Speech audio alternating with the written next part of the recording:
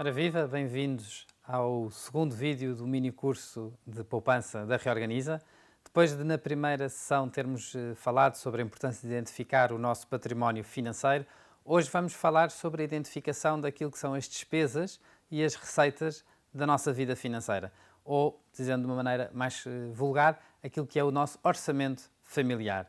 O orçamento familiar, eu gosto de identificá-lo como sendo uma balança que tem dois pratos. O prato das receitas e o prato das despesas.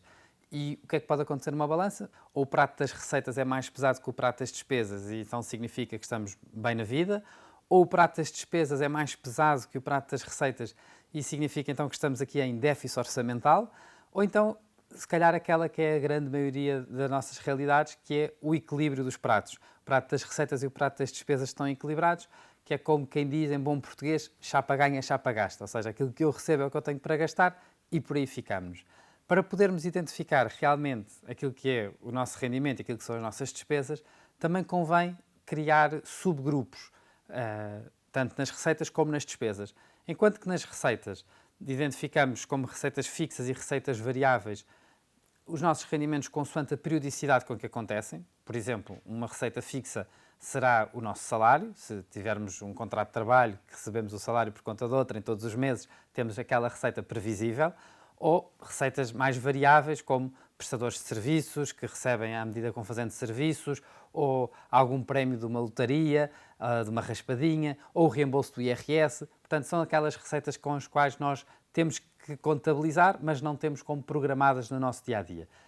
Do lado das despesas, também é verdade que existem despesas fixas e variáveis consoante a periodicidade, mas nós na Reorganiza gostamos mais de identificar, é uma sugestão, depois cada um adapta à sua realidade, entre despesas essenciais e despesas de desperdício. Porquê é que fazemos isto? Apenas para dar muito foco àquilo que são as despesas realmente essenciais para a nossa vida. As despesas de desperdício não têm nada de errado, antes pelo contrário, são muito boas, são importantes termos despesas de desperdício. O dinheiro também é algo com o qual nós devemos tirar prazer, devemos fruir. Ninguém aqui faz uma apologia para sermos o homem mais rico do cemitério. Não é essa a ideia que queremos transmitir. Simplesmente queremos no âmbito daquilo que são o total das nossas despesas, quais é que são realmente essenciais para a nossa vida.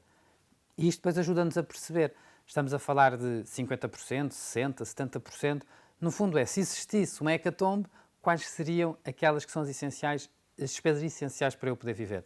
As despesas com a casa, as despesas de alimentação, de saúde, de transportes para ir trabalhar, despesas de educação, enfim, teremos que ajustar à nossa realidade, mas normalmente são essas as despesas que estamos mais habituados. Tendo o total das receitas e tendo o total das despesas, calculamos a nossa situação líquida. É simples, receitas menos despesas dará a nossa situação líquida. Como dica, o que nós gostaríamos de deixar é que comece a fazer o seu orçamento familiar e seja muito criterioso. Não arredonde os números. Isto é, se eu tenho como receita, imaginem, 789 euros de salário, eu vou escrever 789 euros de salário. Não vou dizer que são 800 euros, nem que são 750, não vou arredondar. Temos que ser muito criteriosos, senão nós não sabemos realmente a nossa situação de forma concreta. Como eu costumo dizer, nenhum de nós aqui é mágico, consegue fazer gerar dinheiro ou fazer desaparecer dinheiro.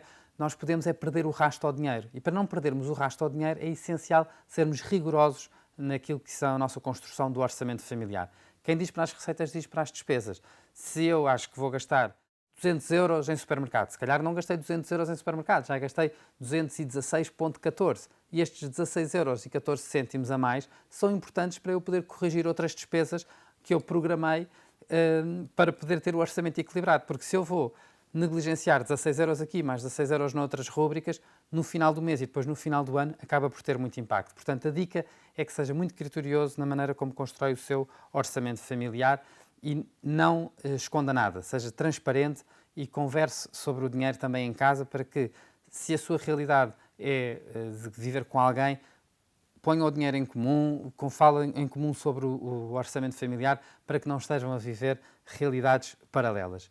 Por fim, deixamos, como tem sido habitual, uma sugestão de leitura, um livro que é Onde Para o Meu Dinheiro, que tem precisamente este propósito, tentar responder esta pergunta. Onde para o meu dinheiro? O dinheiro não desaparece, podemos perder o rastro ao dinheiro e para que isso não aconteça, veja no livro as dicas e sugestões para construir um orçamento de forma mais realista e concreta possível.